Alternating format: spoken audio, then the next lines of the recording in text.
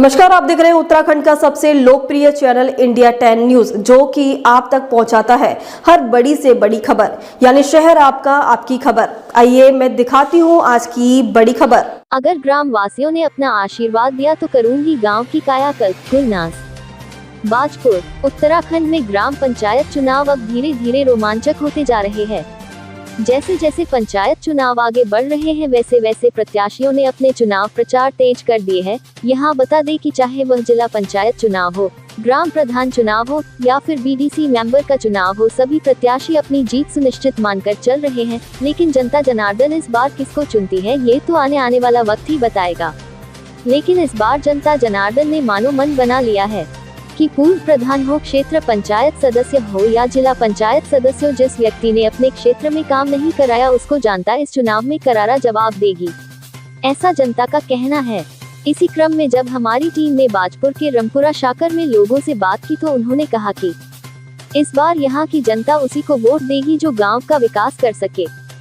इसी क्रम में जब हमारी टीम ने बाजपुर के ग्राम रमपुरा शाकर से ग्राम प्रधान के पद पर खड़ी पढ़ी लिखी शिक्षित महिला गुलनाज पत्नी नासिर हुसैन से बात की गई तो उन्होंने बताया कि यहाँ की सीट सामान्य महिला सीट है और यहाँ पर लगभग 1190 वोट है। पत्रकारों से बातचीत करते हुए श्रीमती गुलनाज ने कहा कि हमारे गांव में बिजली, सड़कें, नालियां, विधवा पेंशन, वृद्धा पेंशन, विकलांग पेंशन, राशन कार्ड, कूड़ा निस्तारण की कोई व्यवस्था नहीं है।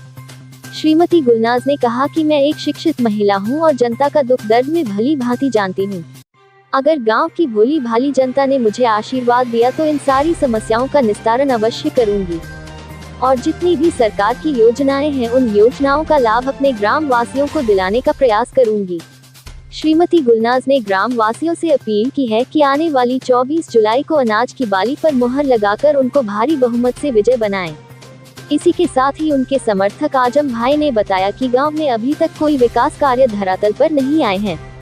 सड़कें जर्जर हालत में है, नालियों में कूड़ा पटा पड़ा है, पानी निकासी नाम मात्र को भी नहीं है, एम्बुलेंस सुविधा भी नहीं है, जिससे यहाँ के व्यक्तियों को अपनी पर्सनल गाड़ियों से बाजपुर या काशीपुर के अस्पतालों में जाकर अपना इलाज कराना पड़ता है।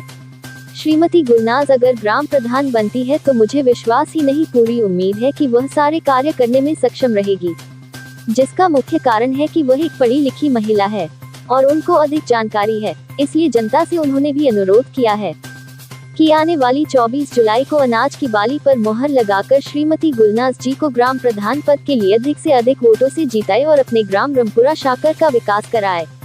काशीपुर से सह संपादक जुगनू खान की रिपोर्ट। कि मैं गांव वालों के लिए कुछ विकास करना चाहती हूँ, जैसे स्वास्थ्य केंद्र जैसी समस्याएं और नारी सशक्तिकरण और पानी वानी की समस्या हो जाती है। बरसात में तालाबों नालियों का पानी सड़कों तक भर जाता है। बरसात में बहुत ज़्यादा समस्या होता है। हम गांव वालों को बहुत दिक्कतें आ रही हैं। उस वजह से मैं गांव में कुछ सुधार लाना चाहती हूँ। इस तरीके से वृद्धा पेंशन जैसे वृद्धा पेंशन और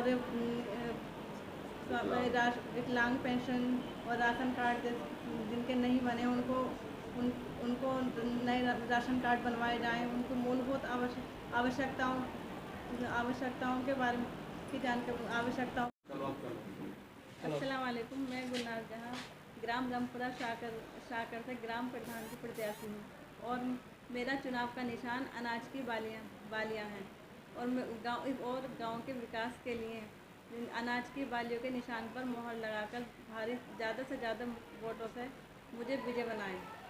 मेरा चुनाव चिन्ह है अनाज की बालियाँ। अनाज की बाली गाँव की खुशहाली। आजम भाई, आप जो है इनके समर्थक हैं, तो आपको कैसा लगता है यहाँ पर क्या चीज़ें और होनी चाहिए जो अभी तक रुकी हुई हैं, जो गांव में नहीं हो पा रही?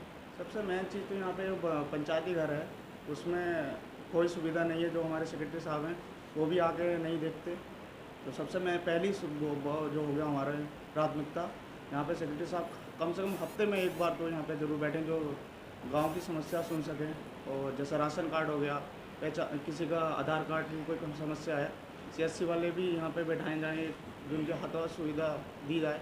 तो सबसे मेन पहली समस्या तो यही गाँव वालों की सबसे वो है।